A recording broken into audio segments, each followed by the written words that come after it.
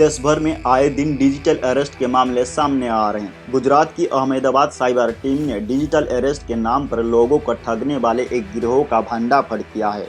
इस मामले में 17 आरोपियों को गिरफ्तार किया गया, जिसमें 4 ताइवानी भी शामिल है।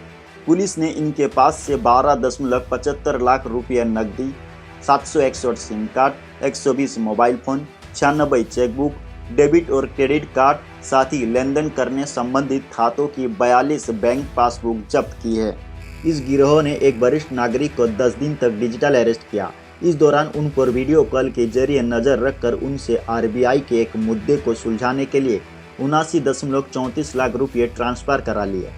पुलिस के अनुसार वरिष्ठ नागरिक ने शिकायत की कि कुछ लोग खुद को ट्राई, सीबीआई और साइबर अपराध शाखा के अधिकारी होने का दावा कर रहे थे।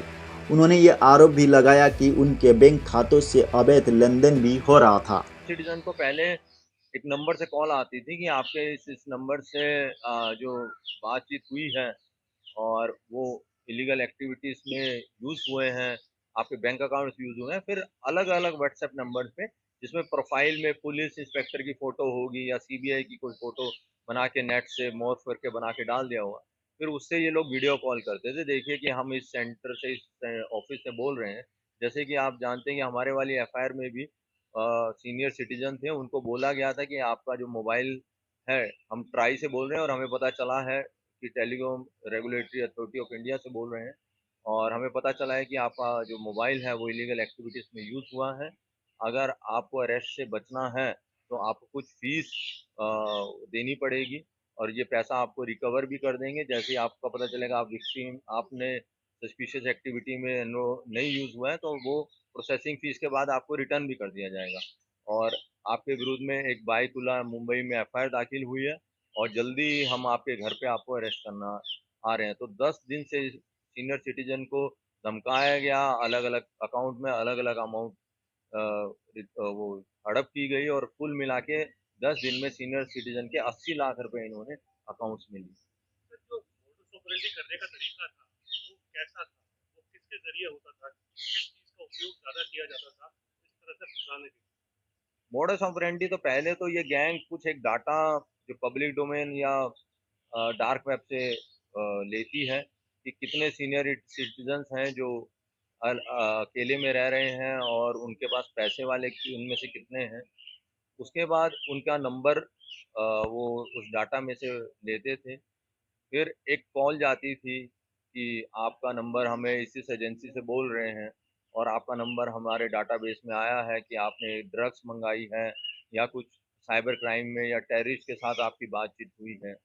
फिर जैसे कि अगर टेररिस्ट है तो बात की गई है तो एनआईए बन के बात करेगा, और जैसे कोई सीबीआई का है तो सीबीआई ऑफिस का बना के वो बात करेगा।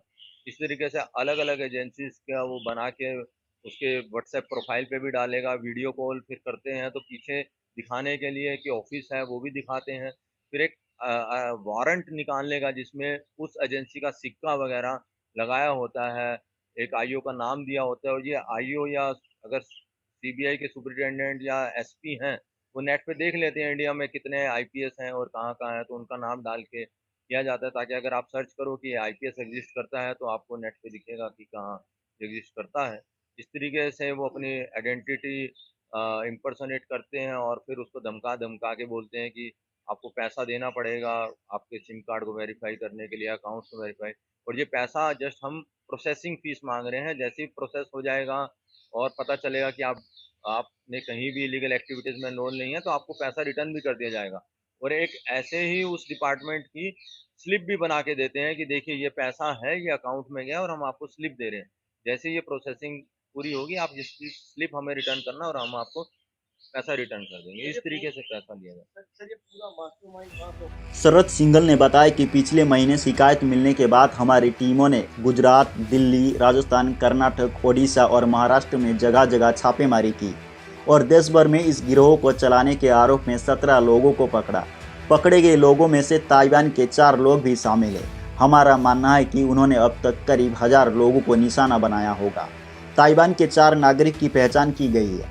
बाकी आरोपी गुजरात, महाराष्ट्र, झारखंड, ओडिशा और राजस्थान के रहने वाले हैं। 6 सितंबर को अहमदाबाद साइबर जो यूनिट है उसके पास 1930 के थ्रू एक कंप्लेंट आई जिसमें विक्टिम के 80 लाख जितने पैसे डिजिटल अरेस्ट के कारण चले गए। पहले तो मैं बताना चाहूँगा डिजिटल अरेस्ट क्या है। डिजिटल अरेस्ट एक साइबर क्राइम का पार्ट है जिसमें अलग अलग एनफोर्समेंट एजेंसीज तरीके इम्पर्सोनेट करके ये लोग ऐसा ऑफिस सेटअप करते हैं कि वो उस एजेंसीज के थ्रू विक्टिम को यूनिफॉर्म पहन के कॉल करते हैं और बताया जाता है कि आपका जो मोबाइल कार्ड है या बैंक अकाउंट है वो इलीगल एक्टिविटीज़ में यूज़ हुआ है जिसके कारण आपका वारंट निकला है। अगर आप पैसा नहीं दोगे तो आपको अरेस्ट किया जाएगा और ये पैसा आपको हम रिश्वत तरीके नहीं ले रहे पर कुछ प्रोसेसिंग फीस है उस तरीके ले रहे हैं और उस जो पैसा दिया जाता है विक्टिम का उसकी ये नकली पर्ची भी दी जाती है। शरद सिंघल ने बताया कि ताइवान के चारों आरोपी पिछले 1 साल से भारत आ रहे थे और उन्होंने गिरोह के सदस्यों को पैसा एक खाते से दूसरे खाते में भेजने के लिए मोबाइल फोन ऐप और अन्य तकनीकी सहयोग प्रदान किया है। गिरोह जिन मोबाइल ऐप का इस्तेमाल कर रहा था उन्हें ताइवान के आरोपियों ने बनाया था। देखिए ये ताइवानीज जो हैं वो बेसिकली ऐप प्रोवाइड कर रहे हैं, ये पैसा नहीं वहाँ जा रहा। पैसा तो जैसे सपोज करो एक गेमिंग ऐप है, गेमिंग ऐप में एक तो विक्टिम के अकाउंट्स होंगे और गेमिंग जो चला रहा है खिला रहा है सब जो कर रहा है उसके ऐप उसके अकाउंट होंगे। तो इस ये लोग क्या करते हैं कुछ अकाउंट्स प्रोवाइड करवाएंगे कि भाई हम आप घुमा के आपका पैसा आरोपी के अकाउंट में आ जाएगा। तो वो ऐप ताइवानीज प्रोवाइड करते थे। वो लोग बता रहे हैं कि टोटल टर्नओवर पे उनको कमीशन मिलता था और वो कमीशन हवाला के थ्रू जाता। शायद आपके मन में ये सवाल होगा कि आखिर क्या होता है डिजिटल अरेस्ट। बता दें कि डिजिटल अरेस्ट एक तरह का साइबर अपराध है। इसमें पीड़ित को ये विश्वास दिला दिया जाता है कि अधिकारी उस पर मनी लॉन्ड्रिंग, मादक पदार्थों की तस्करी या अन्य किसी अपराध को लेकर नजर रख रहे हैं और कार्रवाई भी कर सकते हैं। इसमें आरोपियों द्वारा व्यक्ति को अकेले रहने के लिए कहा जाता है, जिसमें वो वीडियो कॉल या अन्य किसी ऑनलाइन के माध्यम से बातचीत के लिए सुलभ हों। इसके बाद डरा धमकाकर पीड़ित को सबसे छुटकारा पाने के लिए भारी रकम भेजने के लिए विवश किया जाता है।